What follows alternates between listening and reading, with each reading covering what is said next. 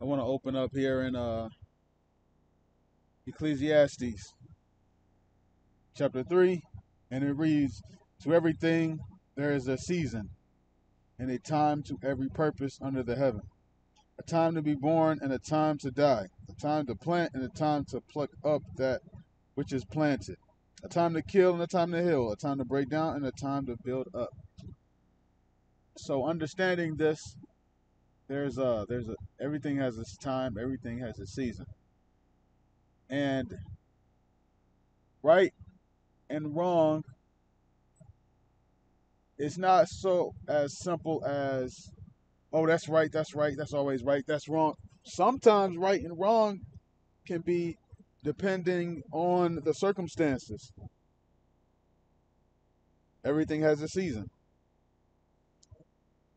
Just like how you have how we was just reading in Ecclesiastes 3 and 2, time to plant and time to pluck up. You know,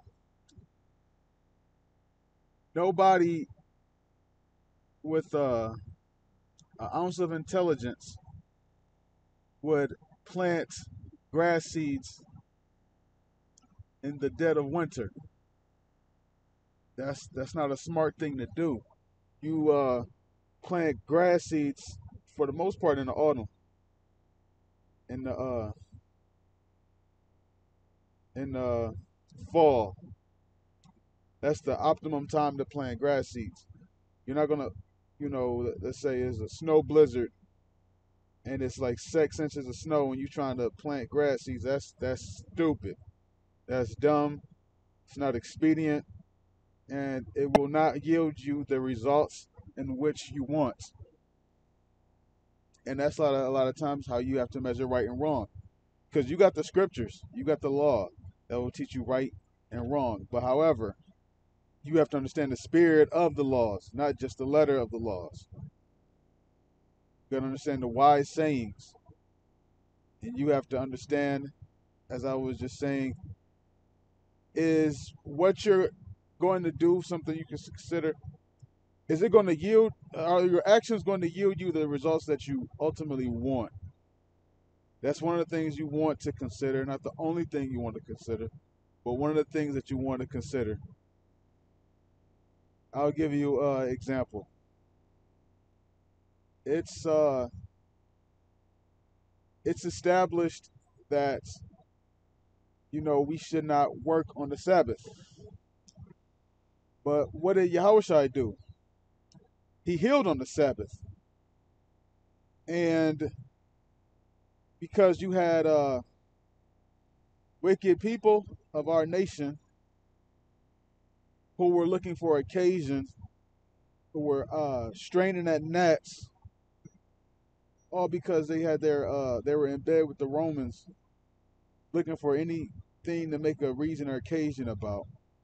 See, you're working on the Sabbath, you're healing, and okay, all right, it's working, but it's in the right season. You're there's a time to work on the Sabbath, and healing is okay and it's good. Therefore, thus it doesn't make it wrong. You got a you sitting at a red light, and somebody pulls up on the side of you, and they pull out a gun, and you run the red light. Do you think a cop or a judge, knowing your circumstances, is going to convict you for running a red light, understanding that you had a gun pointed to your head? No, because there's a time to run a red light. There's a time to work on the Sabbath. There's a time for everything under the heavens. There's you don't want to be over righteous in this thing, because you can be over righteous and destroy yourself. You can think that I gotta have fringes, fringes, fringes. Meanwhile, you don't have on your phylacteries, which is part of the law, which is one of the 613 laws, might I add. If some people try to take away from the law, they're taking away, and you're not supposed to. But you don't want to be over righteous for those guys that law, fringes. What did Mordecai do in the book of Esther? I can guarantee you he was not walking around in his captivity wearing fringes because he specifically instructed Esther not to reveal that she was a Jew. Wanna get that?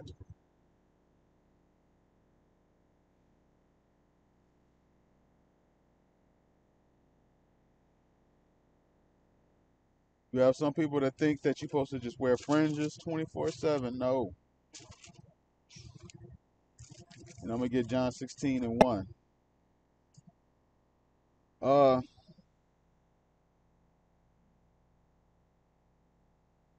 this is Esther chapter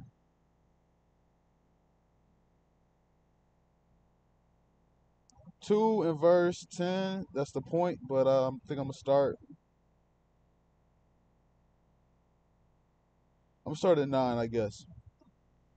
It says, "And the maiden pleased him, and she obtained kindness of him, and he speedily gave her her things for purification, which such things as belonged to her, and 7 maidens, which were met to be given her out of the king's house, and he preferred her and her maids unto the best place of the house of the women."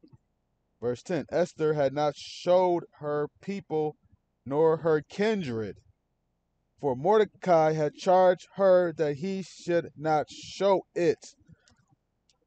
What does that mean? Do not reveal that you are a Israelite, a Jew. And that played into later about how things went and how things went down and how things transpired. When you read the book of Esther, you read more of it because Haman later found out that Esther was a Jew at the wrong time, and she eventually revealed it. But he said, "Don't reveal that you're a Jew." What reveals you're a Jew? Your fringes. You have brothers that say, "We're supposed to wear fringes. That's how we identify each other." That's not why the Most High told us to wear fringes, so we can identify each other. I don't need to identify that you are a Israelite and you know you're Israelite at the workplace. I don't need to know that. Everybody doesn't need to know that. So you don't want to destroy yourself. There's for everything there's a time and there's a season. Another thing too is that just like how as far as the Sabbath, you also have the new moon, which also is a Sabbath as well. But guess what? You're not supposed to light a fire. Do you realize when you get in your car, you're sparking the fire? Yeah, that's fire. But you understand we're under mercy, and when you law, you really denying Yahushai coming and giving us mercy. Think that you can save yourself by the keeping of the law. When you go overboard and want to be over righteous, but the thing about being over righteous is that over righteous, just like covetousness, there's not the burden of proving that is is very hard to do. You know, because one person they might feel that they're not over righteous by wearing fringes 24/7 all the time. They might not think that that's over righteous at all. They might call something else over righteous. You know, so and like covetousness, you can because it starts from within. It's a it's a it's a thought that manifests itself through actions, and so you can't always like you can see somebody commit adultery and rebuke them. You committed adultery. I saw you have evidence. You can see somebody eating pork. I saw you consume it. You can see somebody uh let's say blaspheme, Yahweh and the Holy Spirit. I seen it, I heard it. Uh you can what's another sin? You can see somebody when they decide to strike hands with a fellow Israelite over nothing. You can see when a person doesn't honor their mother and their father. You can see when a person, as long as they're not hidden, their idols, if they're in idol worship. But you can't really spot covetousness. It's a lot harder to spot.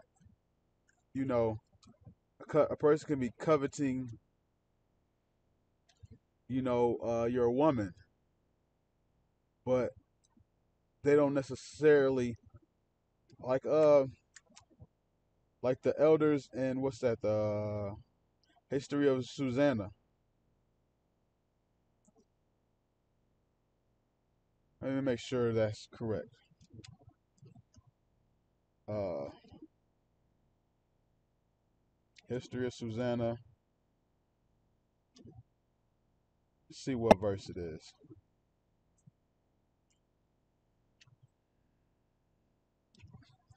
History of Susanna, chapter 1 and verse 8. And the two elders saw her going in every day and walking, so that their lust was inflamed toward her. And they perverted their own mind and turned away their eyes, that they might not look unto heaven, nor remember just judgments. And albeit they both were wounded with her love, yet durst not one show another his grief. So they didn't outwardly show it. Covetousness. It's hard to spot it. Couldn't nobody look at them and say, yeah, see, you're covetousness. They didn't act upon it. So it's something that's hard to rebuke somebody on, just like over righteousness. It's you could tell a brother like, hey, brother, you being overboard. Everything, you know, you go into the back of ingredients looking for every meticulous thing to see if it has pork in it, and you like, brother, you going overboard. And like, hey, brother, a person could make a argument to justify looking on the back of ingredients, but the Most High said, we supposed to, not eat pork, and that's pork, brother.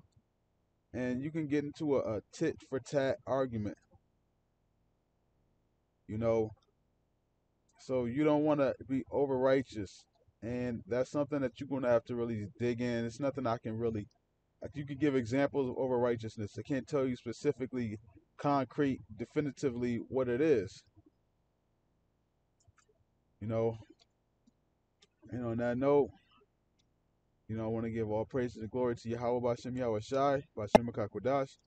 That belongs to the elders geometrically well. Peace, salutation, and shalom.